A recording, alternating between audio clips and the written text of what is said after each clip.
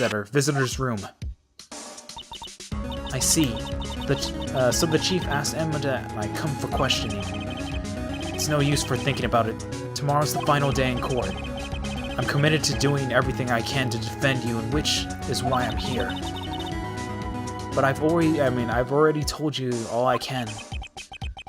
What you've told me over these past couple of days is absolutely nothing. Not a single useful thing, really. I believe I did mention something quite important. Something about I told you right at the beginning. I said I was the one who stabbed Detective Goodman. You know, I think I finally figured it out. Who you're hiding behind those words. Mia did a good job mentoring you. I'm rather jealous. It seems Edgeworth was right. Edgeworth? Once you've convinced, you know something. No one can persuade you otherwise. Thick-headed is the term he used, I believe. Now's my chance to get her to tell me the rest of the story. By the rest, I mean every single thing. Alright, keeping quiet. I have to admit, I was more than a little perplexed at first. You insist you did it, yet there was no incriminating evidence. That's when it hit me. It's not that you're unwilling to tell the truth. It's that you're incapable of doing so because of a certain individual. What an intriguing notion. A certain individual, you say. So you think I'm protecting this person? Protecting? No, I think you're afraid of is more like it. If I'm not mistaken, the person in question may have persuaded you... excuse me, I kind of burped a little. Persuaded you to silence. For argument's sake, Mr. Wright, who, may I ask, is this person you're speaking of? The one, I am supposedly so frightened of. What's this person's name? Oh, come on. We all know it. It's too obvious. Damon Gant! Well, Miss Skye? Mr. Wright, you are addressing the chief prosecutor. Do not forget your place. I take it she's still not ready to spill the beans. My apologies. Could you please tell me a bit more about the circumstances? Damon Gant.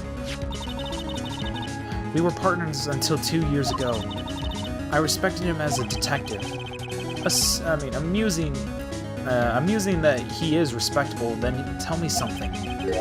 Why would you try hiding his crimes? His crimes?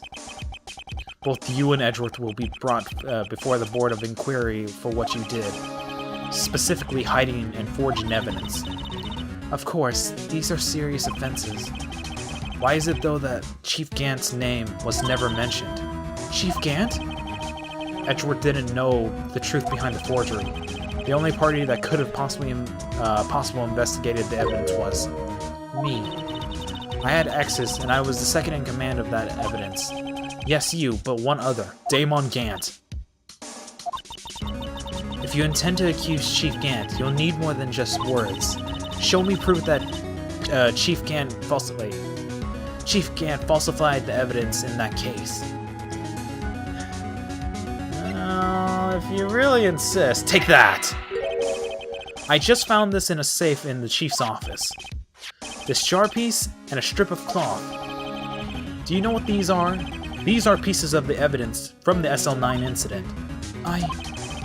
The person concealing evidence was none other than Chief Gant himself. Now tell me, why are you taking all the blame for him? Touchy, Mr. Wright. It's as you summarized. I cannot disobey the chief's orders, but even if it means being found guilty for murder. Why not? Come now, Mr. Wright. You can't possibly expect me to be able to tell you that. 3 days ago, I had no choice but to cooperate in the murder of Detective Goodman. Or perhaps I should say, follow orders. Yes, that's more accurate than cooperate. Orders. Although I can't tell you the details, I can say that I was given an order that day. I need you to dispose of Bruce Goodman's body. You'll find it inside the trunk of Miles Edgeworth's car. Just as I suspected. Despite that, what everyone believes, you were not the one who murdered Detective Goodman. Correct. I was trying to take the body out of Edgeworth's car. The trunk was broken, and I discovered the murder weapon was while inspecting the body. The murder weapon. You mean murder weapon. You mean Mr. Edgeworth's, I keep saying Mr. Edgeworth. Edgeworth's knife? No. When I found the body, this was the knife stuck in it. The knife of the SL9 incident. The serial killer Joe Dark's knife. I couldn't just leave that knife in him, so I took it out and stabbed him with another knife. That would be Edgeworth's knife? That's right. Even though he was already dead, my hands were shaking at the thought of stabbing him.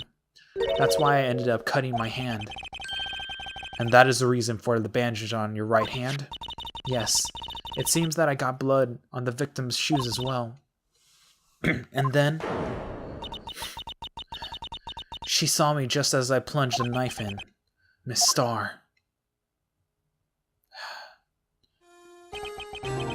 Why did you need to hide Dark's knife so badly?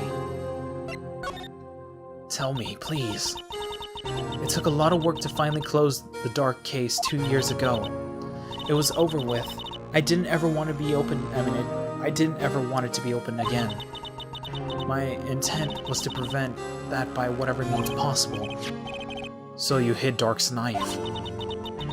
The weapon used to stab the detective was evidence in Joe Dark's case.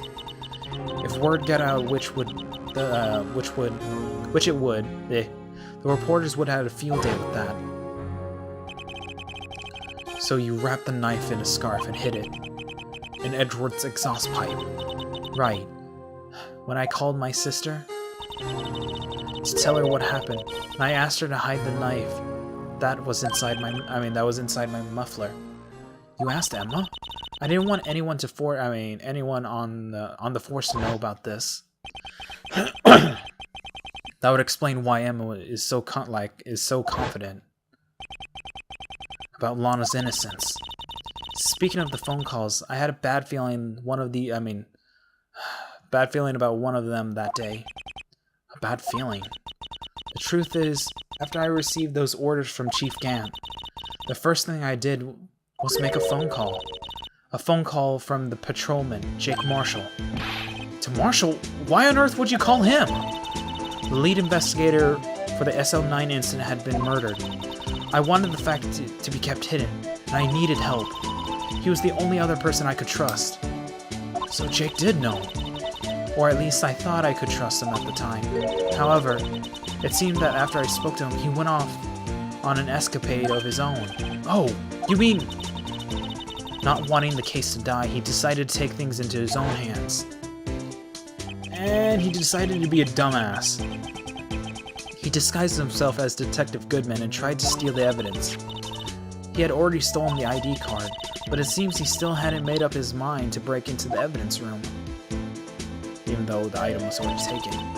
After my phone call, any remaining doubts he had must have disappeared. So your phone call caused the incident in the evidence room. But technically that actually helped us out. So thank you. I'm afraid that's all I can tell you. But Lana!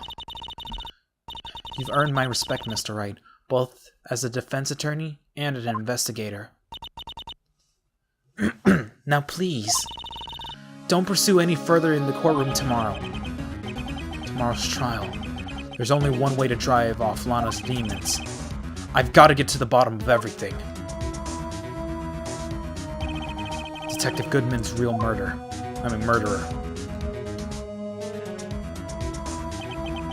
And what went down in the Chief's office 2 years ago.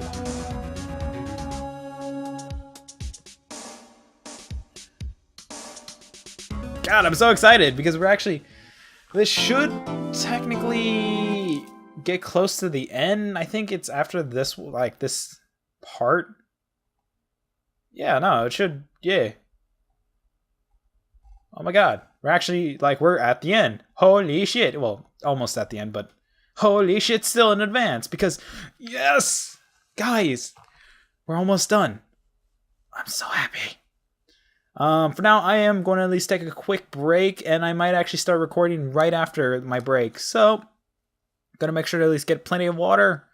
And yeah, thank you guys very much for at least watching these videos. If you like these or the videos, like, comment. And if you did enjoy my commentary or at least little tidbits of what I was doing with at least reading to you guys out loud, basically, consider at least subscribing. If not, thank you guys at least still in advance for at least watching any of the videos. So, till then, this has been Shin Nogawa. I will see you guys in the next episode. Till then, ja ne. Bye bye.